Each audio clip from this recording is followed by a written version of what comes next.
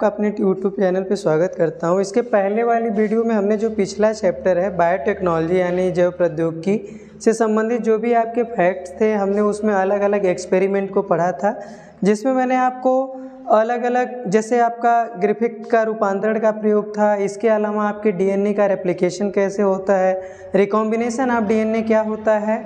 इसके अलावा कई सारे प्रयोगों की प्लेलिस्ट आपको मेरे पिछले वाले लेसन की मिल जाएगी।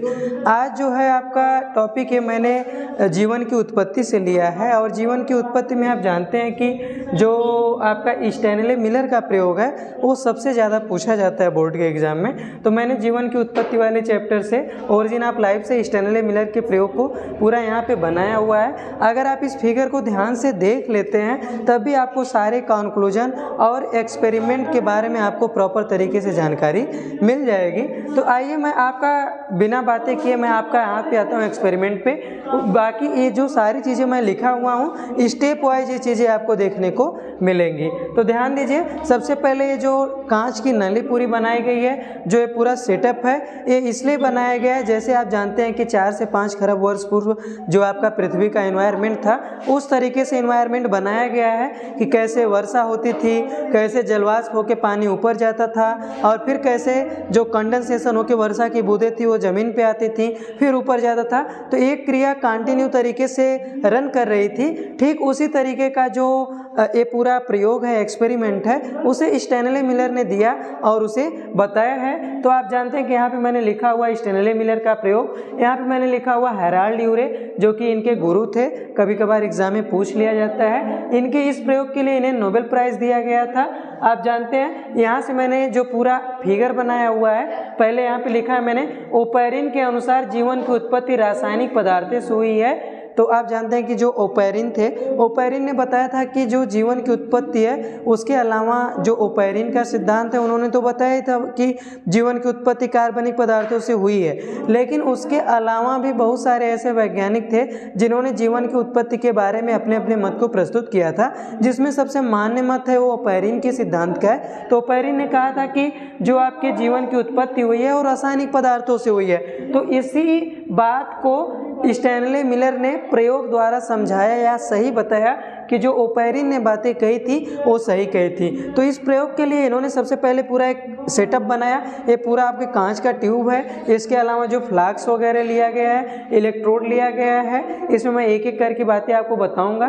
देखिए यहाँ पे क्या इसका ये लिखा वाटर वेपर, जब पानी गर्म होगा तो वाटर वेपर यहाँ से जाएगा। इसके अलावा ये दो क्या है, इलेक्ट्रोड लिए गए हैं। इसके अलावा HO और H2 कूलिंग जैकेट है, कंडेंसेशन हॉट वेपर है। इसके अलावा एक कोल्ड H2 है, ये यू आकार की नली है जहाँ पे जो भी कार्बनिक पदार्थ है वो इकट्ठा होते हैं, जिसका शेप यू शेप का होता है। मैंने सारी चीज़ें यहाँ पे लिखी हुई हैं, आप पॉइंट वाइज बस आप ध्यान से देखते जाएंगे तो आपको कम समय में ही स्टैनले मिलर का पूरा प्रयोग आसानी से समझ में आ जाएगा। तो ध्यान दीजिए, सबसे पहले यहाँ पे मैंने लिखा था ओपेरिन के सिद्धांत के बारे में। इन्होंने अपनी प्रयोगशाला में 3 से 4 खरब पूर्व आदि युग में पृथ्वी पर विद्यमान परिस्थितियां उत्पन्न की। मतलब आज से 4 से 5 खरब वर्ष पूर्व पहले जो आपका विद्यमान था, क्योंकि लाइफ की जो ओरिजिन हुई है इसके बारे में कई मत मिले हैं और सभी जो मत मिले हैं वो कल्पना के ऊपर है। किसी भी मत को आप एकदम से सही नहीं कह सकते, लेकिन कुछ जो मत है जिसके बारे में वैज्ञानिकों ने ज़्यादा मान्य दिया है उसमें स्टैनले मिलर का प्रयोग जो कि ओपेरिन के सिद्धांत के ऊपर आधारित है उसे दिया गया है। तो यहाँ पे मैंने लिख दिया।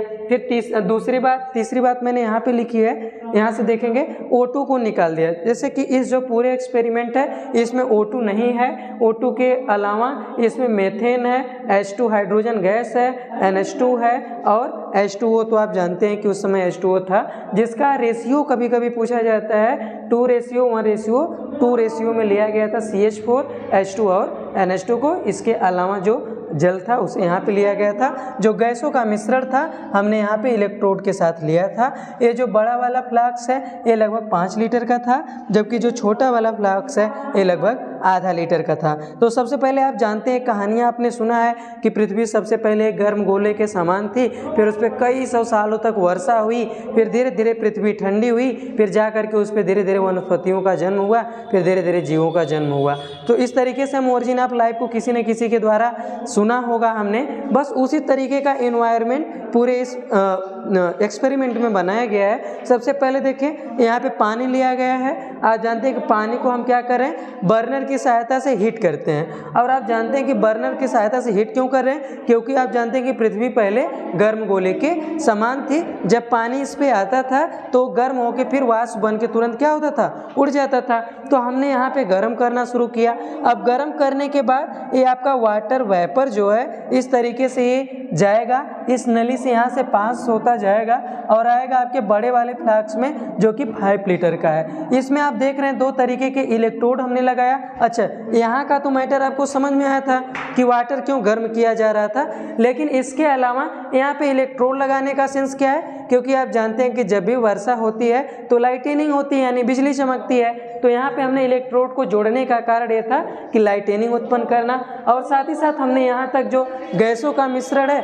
वो भी इसमें ऐड किया हुआ है। ठीक, यहाँ पे इलेक्ट्रोड को हमने स्पार्क करवाया। ये जो इलेक्ट्रोड है ये टंगस्टन का बना हुआ था, जो किसके लिए प्रयोग होता है, लाइटनिंग के लिए। 5 लीटर का है, स्पार्क डिस्चार्ज है। इस पूरे एक्सपेरिमेंट में आपकी O2 नहीं है, क्योंकि उस समय O2 प्रेजेंट नहीं थी। इसके अलावा आप यहाँ पे देखेंगे, यहाँ पे जो आपका कंडेंसर लगा हुआ है, मैंने कहा कि यहाँ से पानी गर्म होके गया और यहाँ पे इस वाले फ्लास्क में स्पार्क हुआ, जैसे बिजली चमकती है, और यहाँ पे जैसे पृथ्वी गर्म थी। और आप जानते हैं कि वाटर ठंडा भी होता है, यानी ठंडा होने के बाद ही जो बारिश की बूंदें वो नीचे आती हैं। पहले बादल रहता है, बादल बाद में जो पानी ठंडा होता है उसके बाद ज़मीन पे आता है। तो यहाँ पे गर्म पानी था, गर्म वाष्प के रूप में था।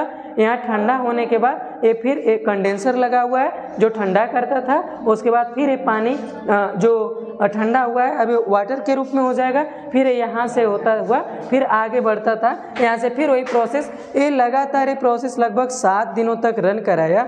मतलब उस तरीके का एनवायरनमेंट बना के जैसा कि पृथ्वी पे 4 से 5 खरब वर्ष पूर्व था।